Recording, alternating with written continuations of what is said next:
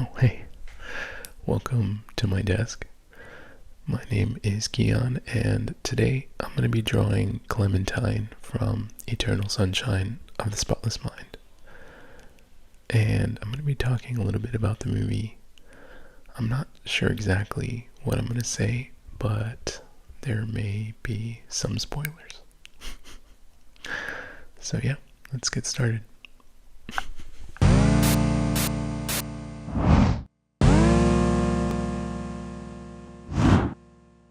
Okay, so instead of drawing with a pencil today, I'm going to be drawing with these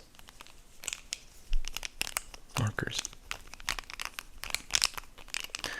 And I've chosen 4 colors today, which are blue, orange, red, and green.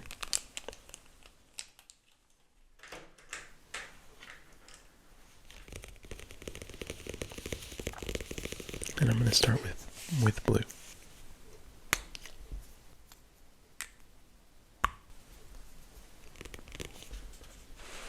So the colors I've chosen correspond with the colors of Clementine's hair throughout the film.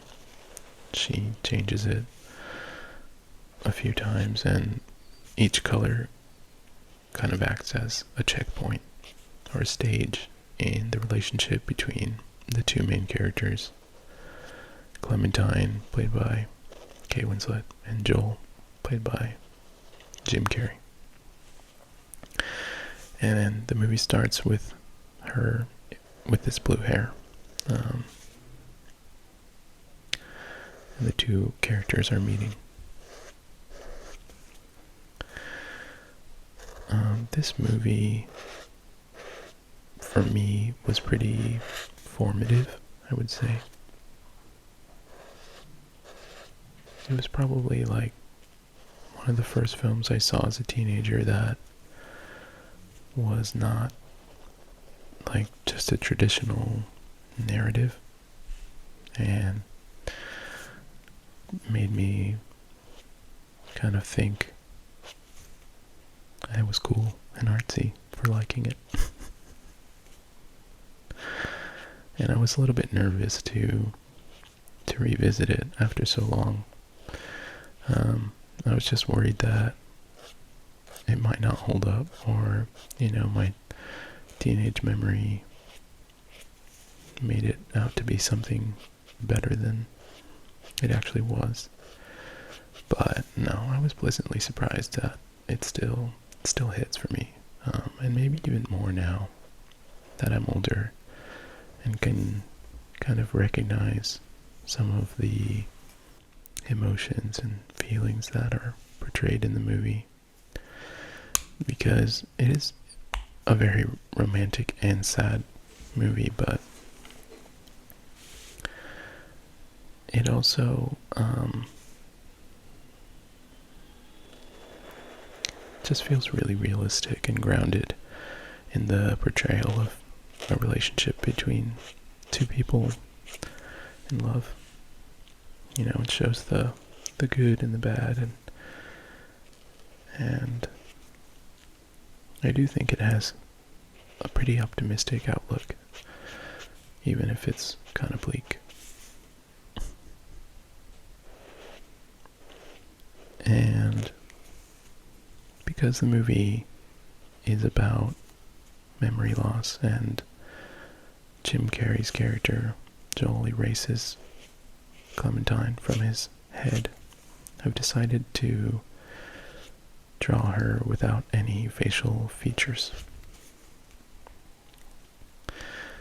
And it's also just easier for me. And I can focus on the hair and the details. It just felt appropriate conceptually.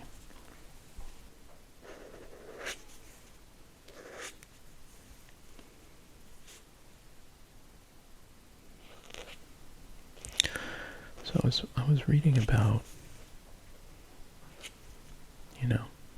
the production and Michel Gondry, the director, and Charlie Kaufman, the writer of the script, were both known pretty in their own right before making this movie.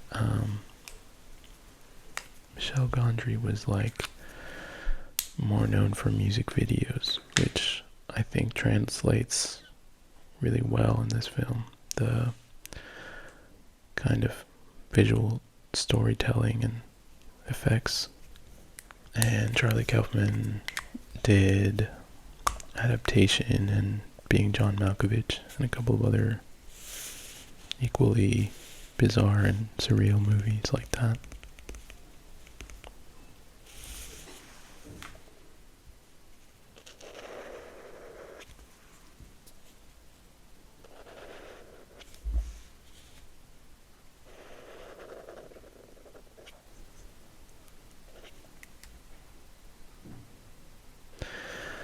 So I'm actually doing red from this scene in the movie where Joel is hiding his memory of Clementine in another part of his brain, in another memory.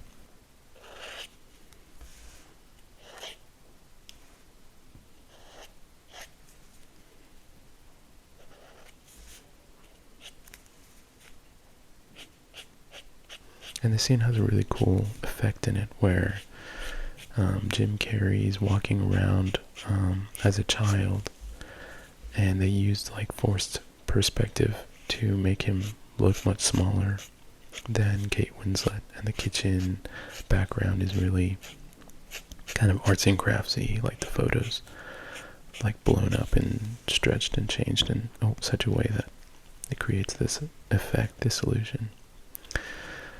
And they also use this same type of technique in another part of the movie, where a house on the beach gets taken out to sea by the tide.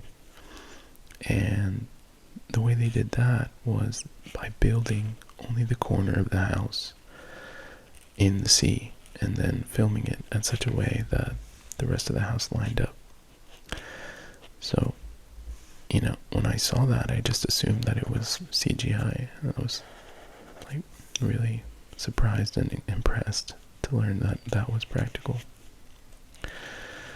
So yeah, that's pretty cool.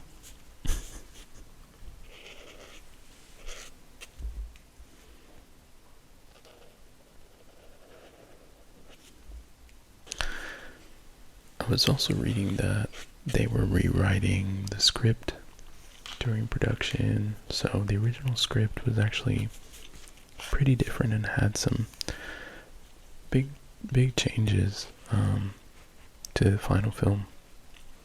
So I guess one of the key differences was that Kate Winslet's character was shown 50 years later, having decided to erase Joel again from her memory. I guess implying that this has happened many times by this point, which does make the story a lot more bleak, in my opinion, and I'm glad that didn't end up in the final film. And also there were like some named characters that were never on screen. In the beginning of or chronologically, Joel's character has a girlfriend when he meets Clementine, and there were scenes filmed with that girlfriend actually, played by Ellen Pompeo from Grey's Anatomy, and they were cut. I was also surprised to learn that Tracy Morgan had filmed scenes for the film as well, and was also cut.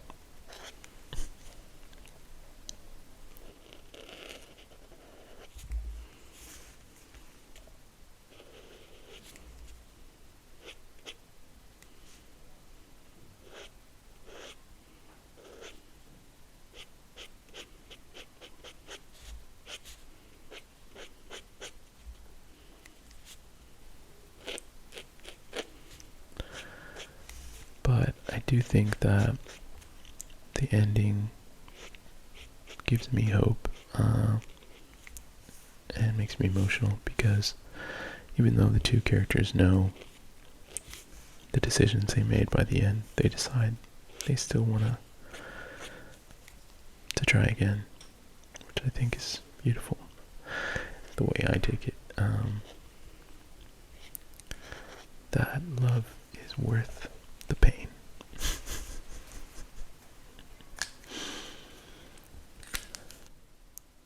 But yeah, so these are my 4 Clementines.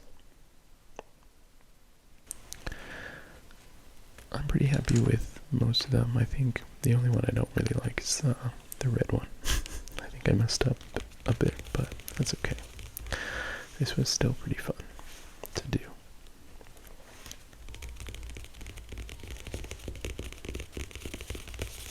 So yeah, call it a day. Alright, so that's it for this video. I hope you enjoyed it. And yeah, let me know in the comments what you think of the movie, if you had a different take from me or something. And I will see you in the next one.